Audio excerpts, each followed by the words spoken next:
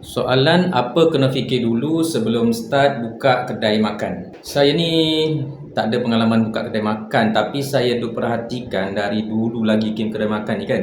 Apa yang saya perhatikan, ada dua strategi yang boleh dipilih untuk pastikan bisnes kedai makan kita ni berpotensi besar untuk berjaya. Ini apa yang saya perhatikan lah. Kalau korang ada pemerhatian lain ataupun kalau korang ada pengalaman, boleh cerita dekat komen ya. Yang pertama saya namakan strategi KA ataupun strategi Khairul Amin. Saya duk perhati Khairul Amin ni mula-mula dia buat sambal king dulu tak laku tau. Masa tu nak jual 200 botol sebulan pun susah. Kalau korang jumpa TikTok Khairul Amin yang dia mengaku, dia buat pengakuan tentang kegagalan dia dulu tu, boleh tengoklah. Dia kata nak jual 200 botol sebulan pun payah. Kesan daripada kegagalan tu, dia stop menjual.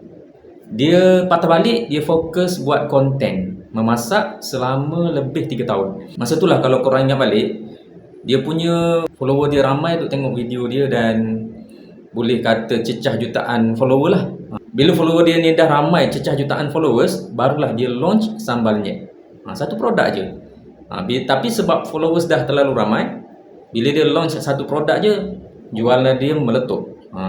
Tu strategi satu, bina followers dulu baru launch. Yang kedua saya namakan strategi Pak Mat Western. Strategi ni macam biasa je, buka restoran dengan modal yang besar kan, lengkap, ada staff apa semua, lengkap dengan dapur apa semua, tempat simpan stok apa semua.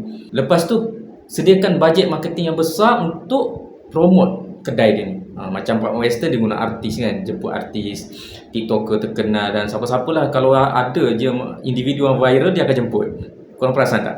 Lepas tu dia ada macam staff dia yang fokus untuk promote. Lepas tu dia konsisten buat konten untuk kekalkan jenama dia ni sentiasa berlega dalam dunia online.